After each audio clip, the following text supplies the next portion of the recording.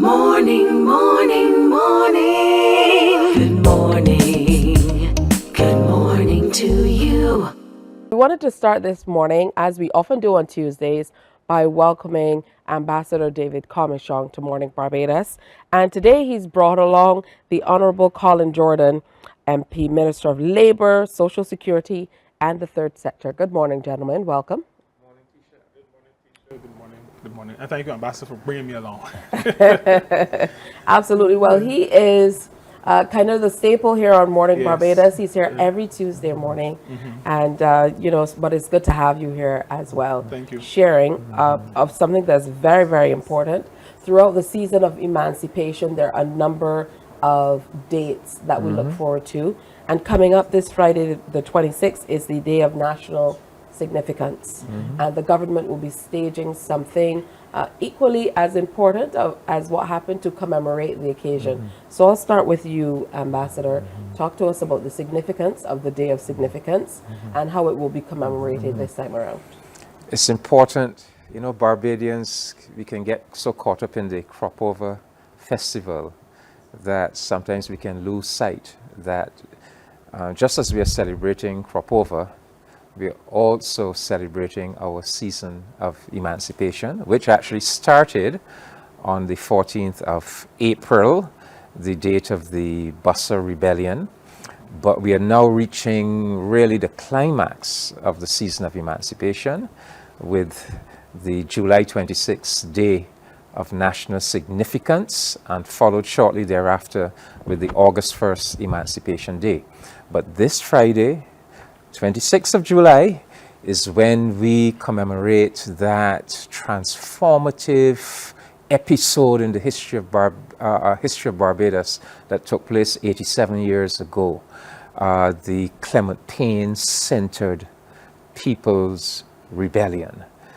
And this was, back in the 1930s, these rebellions swept right across the Caribbean. It wasn't just a Barbados thing. It started in Belize in 1934. From Belize, the people rose up in St. Kitts, St. Vincent, St. Lucia, Trinidad, Barbados, Jamaica, Guyana in 1939. And they call that series of people's rebellions the new emancipation, because slavery had been abolished in 1834, 1838, and for 100 years, very little had changed for the masses of the black people of the Caribbean. And so by the 1930s, 100 years after the abolition of slavery, our people were saying enough is enough. We are going to send a message that these societies have to change.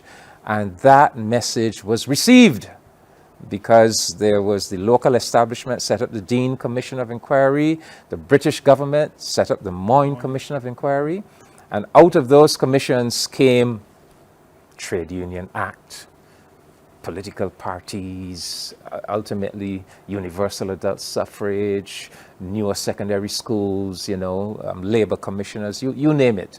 So it is so important that we Barbadian people, that we isolate this wonderful episode in our history, that we pay respect to the men and women who made that sacrifice, and that we look back upon it and commemorate it as something that represents the best of the Barbadian spirit. Absolutely. And Minister Jordan, I know that the theme, Past Struggles, Future Victories, speaks specifically to that and a whole lot more. Tell us more about what we can expect. Well, I'd like to place what Ambassador spoke about in kind of a context where labor is concerned. You began by asking about crop over season. Ambassador mentioned season of emancipation. So that celebrating the end of the crop, celebrating the end of a harvest, speaks not just to the fact that the canes were cut, but that the effort of workers had gone into the harvest, because there's no harvest without the workers. And so the celebration of crop over must include celebrating the work of those who allowed there to be a crop in the first place. The planting, because there were no mechanized forms of planting or harvesting. So the planting and the reaping of the crop is really worker-centered. Now, the theme for this year, the importance of trade unions and the rights and progress they've fought and won for us all, is under the rubric of past struggles and future victories.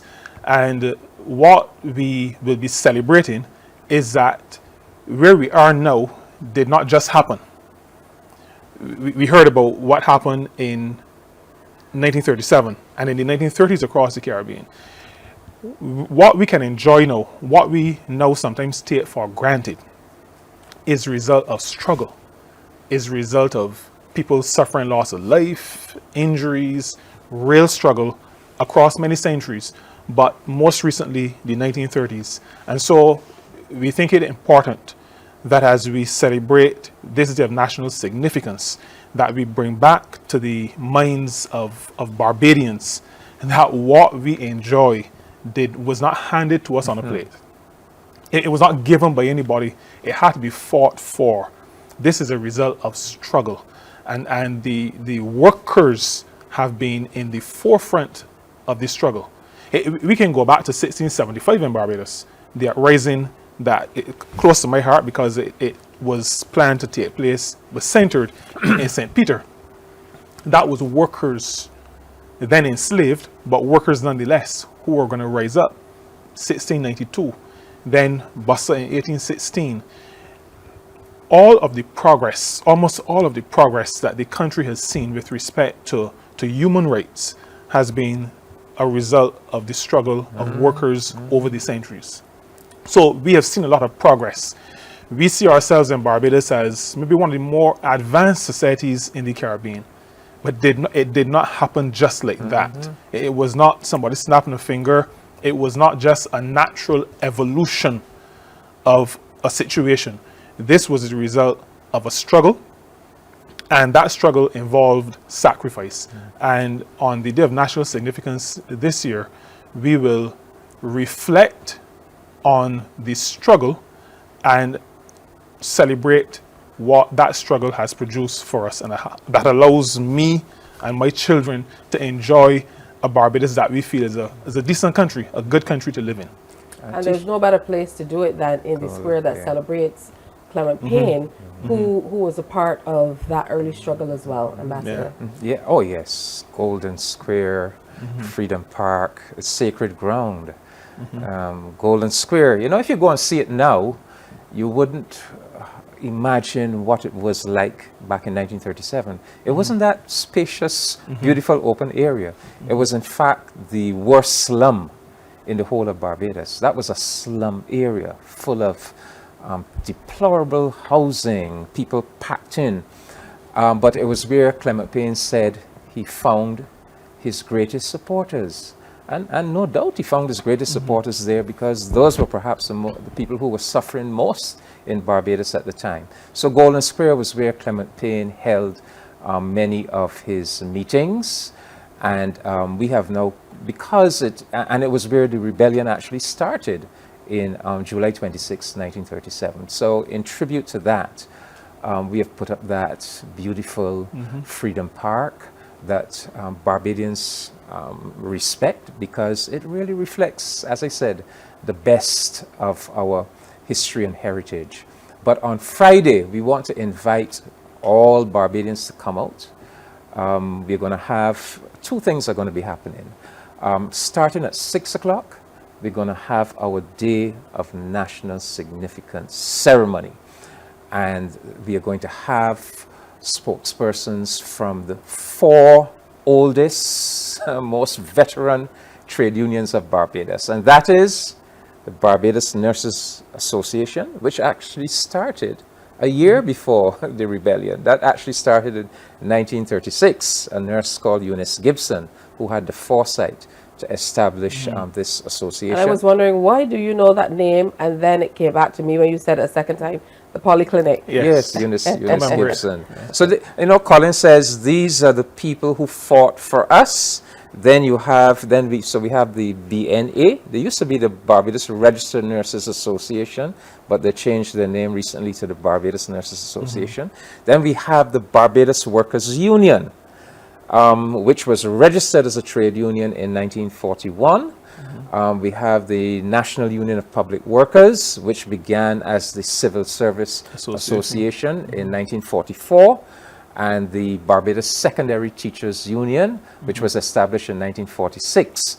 So we speak about the progress that we enjoy today being the result of struggles. So whether you go back to the struggles of Coffee and Bussa and against slavery, or you go to the struggles of Clement Payne and Israel Lovell and Darnley Allen and Ulrich Grant and Morty Mesquite and Eunice Belgrave in the 1930s, or you go to the struggles of the trade unions, which built upon that foundation and fought many historic battles so that we could enjoy the kind of society that we enjoy today. So the trade unions, each trade union is going to speak about some exciting episode of struggle in their past, where they had to undertake a struggle to win rights and progress for the Barbadian people. So they will regale us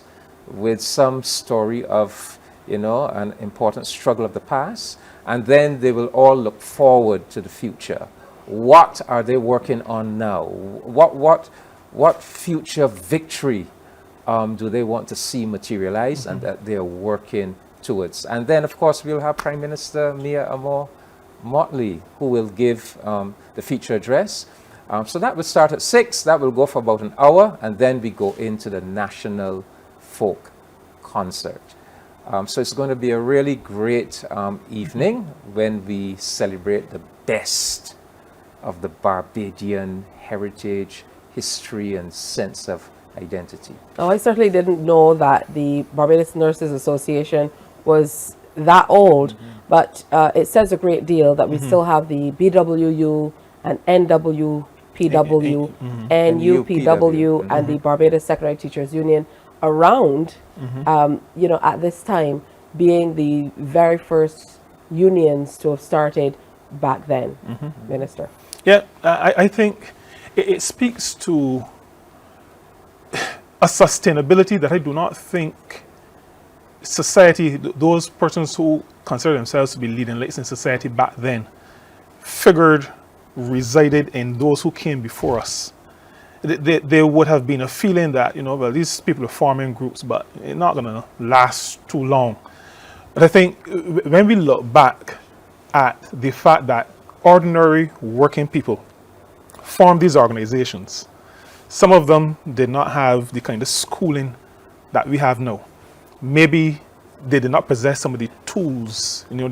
People now study organizational behavior, organizational systems and structure. Ordinary people came together, and the word that we use all the time is solidarity. And solidarity is what takes us beyond sometimes skills and certification. People standing together and have proven that over many decades, these organizations that started humble beginnings are still standing strong today, still fighting these struggles and still looking forward to future victories. And I think it speaks to the resilience of people who, even in difficult circumstances, could come together and could organize themselves and still, all these years after, still be in existence. The organizations have evolved, but they're still in existence. It speaks to the foundation. The foundation and the spirit that drove those who started these organizations. Absolutely. So I'm happy to have the Clement Payne story, which was compiled and edited by the ambassador. Thank you. I'm always happy to see you, even happier when you bring gifts. But I certainly will be going through this. It's always wonderful to get a little piece of history. And to remind you, it starts at 6 o'clock. It's coming up on Friday. As the ambassador told you, the various unions will speak, and then featured remarks by the Prime Minister, which will be followed by the folk concert titled Full Circle. And I believe that's exactly what this is. Certainly is full circle. I want to thank both of you gentlemen for making time to come and share with us this morning. Minister Jordan, we hope to see you a lot more. I know you have to travel from very far. Yeah, I get travel here from this coffee early.